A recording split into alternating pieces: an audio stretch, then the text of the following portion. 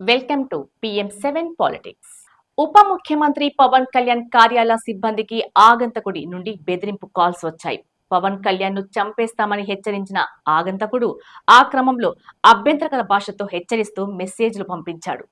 పేషీ సిబ్బందిని బెదిరింపు కాల్స్, మెసేజ్లతో హడలెత్తించాడు. సిబ్బంది ఈ విషయాన్ని ఉప ముఖ్యమంత్రి గారి దృష్టికి తీసుకువెళ్లారు. అలాగే పేషీ అధికారులు ఈ బెదిరింపు కాల్స్, మెసేజ్ల విషయాన్ని పోలీస్ ఉన్నతాధికారులకు తెలిపారు. ఇక వివరాల్లోకి వెళ్తే, ఏపీ సచివాలయంలోని 2వ బ్లాక్ లో డిప్యూటీ సీఎం పవన్ కళ్యాణ్ పేషి ఉంది. ఇవాళ పవన్ కళ్యాణ్ లేని సమయంలో పేషికి ఆయన్ను చంపేస్తామంటూ ఆగంతకుల నుండి బెదిరింపు కాల్స్ తో పాటు మెసేజ్లు కూడా వచ్చాయి. ఇందులో పవన్ పై అసభ్య భాషతో జారీ చేసిన హెచ్చరికలు కూడా ఉన్నాయి. దీంతో పేషి సిబ్బంది ఆందోళనకు గురయ్యారు. విషయాన్ని పవన్ కళ్యాణ్ దృష్టికి తీసుకువెళ్లారు. ఆయన సూచన మేరకు పేషి సిబ్బంది పోలీస్ ఉన్నతాధికారుల దృష్టికి విషయాన్ని తీసుకెళ్లారు. ఇప్పుడు ఇది సంచలనంగా మారింది. గతంలోనే ఇలాంటి వార్తలు వినిపించాయి. అప్పట్లో పవన్ కొన్నిసార్లు ఈ విషయం ప్రస్తావించడం జరిగింది.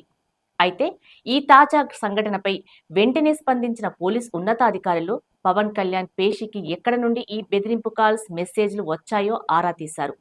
పవన్ తో పాటు మరే ఇతర మంత్రి పేషికి అయినా ఇలా కాల్స్ వచ్చాయేమోనని ఇప్పుడు పరిశీలిస్తున్నారు.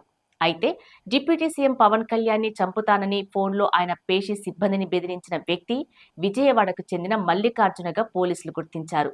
పవన్ ను బెదిరించిన మల్లికార్జునరావు తిరువూరులో ప్రముఖ వైద్యుల దంపతులకు బావమర్ది అవుతాడని గుర్తించారు. గత కొంతకాలంగా చెడు వ్యసనాలకు బానిసవడంతో మల్లికార్జునను భార్య కూడా వదిలి వెళ్లినట్లు గుర్తించారు. నెల్లూరులో నివాసముంటూ డబ్బుల కోసం అతను తరచూ తిరువూరు వస్తున్నట్లు తెలిసింది. 2 రోజుల క్రితం నెల్లూరు నుండి తిరువూరు వచ్చినట్లు పోలీసులు గుర్తించారు. ఆదివారం ఉదయం నుండి విజయవాడలోనే మల్లికార్జునరావు తిరుగుతున్నట్లుగా, ఇతనే ఇలా పవన్ పేషికి ఫోన్ కాల్స్ చేసినట్లు తెలుస్తుంది. డిప్యూటీ సీఎం పవన్ కళ్యాణ్ ని చంపుతానని ఫోన్లో ఆయన పేషి సిబ్బందిని బెదిరించిన విజయవాడకి చెందిన మల్లికార్జున కోసం పోలీసులు 4 బృందాలుగా ఏర్పడి చేసి గాలింపు ముమ్మరం చేశారు. నెల్లూరు, ఎన్టీఆర్ జిల్లా, తిరువూరు, విజయవాడ నగరంలో విస్తృతంగా పోలీసులు అతని కోసం గాలిస్తున్నారు.